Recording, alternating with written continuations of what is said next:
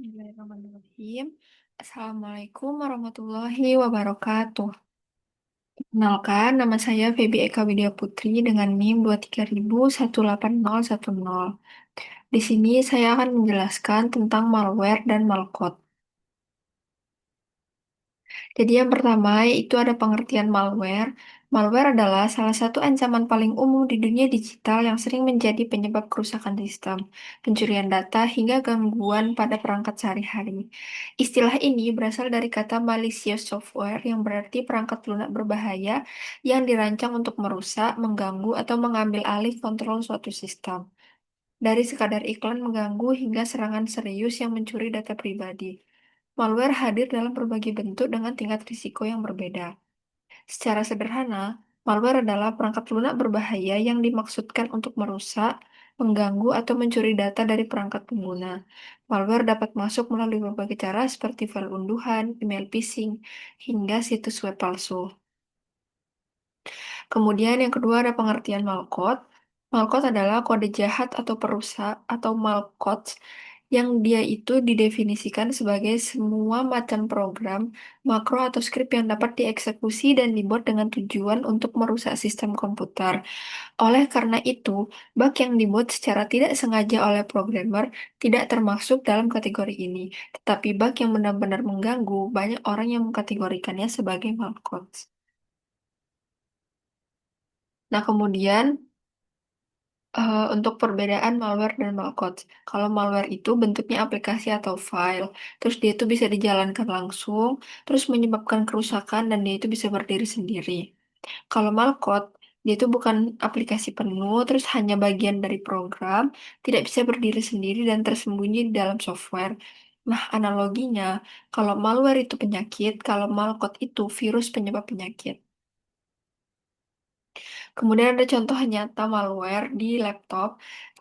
Dia itu user misalnya menginstal aplikasi bajakan.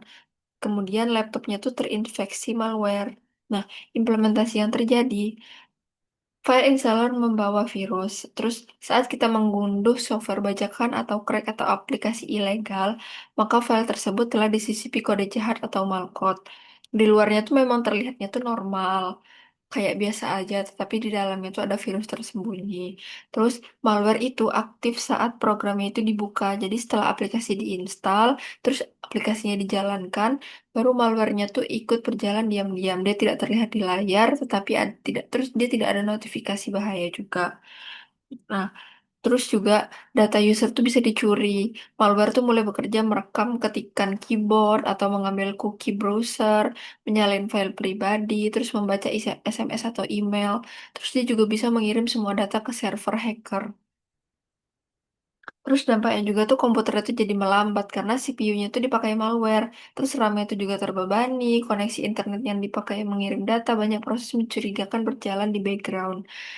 Nah, terus dampaknya itu password dicuri, file rusak atau hilang, terus juga akun diretas. Nah, selanjutnya tuh contoh nyata malware di smartphone. Nah, misalnya tuh pengguna menginstal aplikasi APK dari website yang tidak resmi atau tidak dikenal. Hampir sama kayak yang tadi, cuma bedanya kalau misalnya ini itu di smartphone kita. Jadi kalau misalnya di smartphone kan biasanya kita kan pakai m-banking, terus uh, dompet digital gitu yang kayak itu tuh terdapat informasi pribadi kita. Nah, kalau misalnya kita tidak sengaja menggunakan aplikasi yang tidak resmi atau aplikasi bajakan yang dia itu ternyata disisipi malware, maka data-data pribadi kita tadi tuh bisa diretas gitu, bisa diambil. Bahkan uang kita pun bisa hilang karena data kita itu udah diambil sama orang gitu.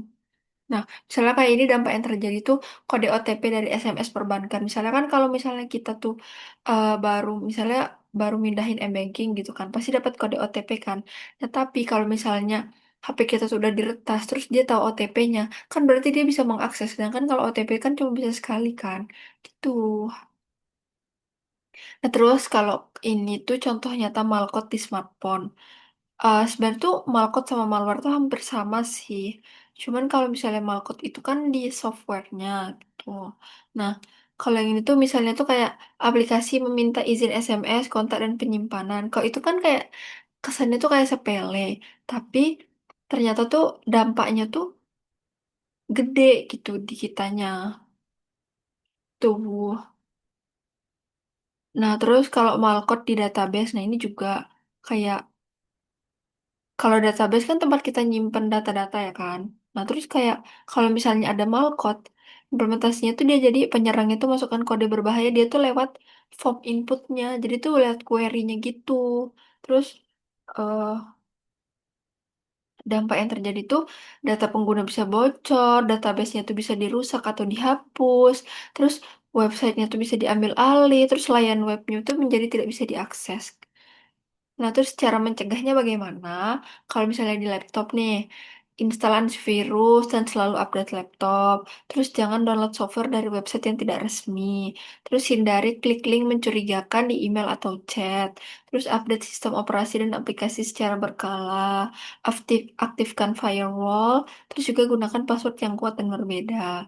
Terus kalau misalnya di smartphone, install aplikasinya tuh hanya dari Google Play Store atau App Store. Terus jangan install aplikasi dari sumber yang tidak dikenal. Terus, periksa izin aplikasi sebelum menyetujui, hindari aplikasi yang meminta izin tidak wajar, update sistem Android secara rutin, dan aktifkan Google Play Protect. Terus kalau misalnya pada website atau server, gunakan validasi input untuk mencegah SQL injection, kayak yang tadi di database. Terus gunakan query prepared statement, terus update framework dan CMS, pasang firewall server, terus backup database secara berkala, terus juga monitor aktivitas login mencurigakan.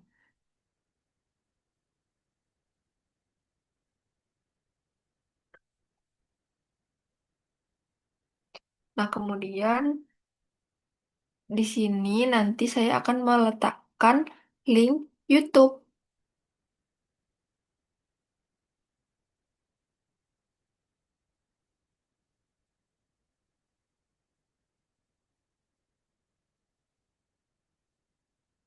Terakhir, terima kasih. Sekian. Assalamualaikum warahmatullahi wabarakatuh.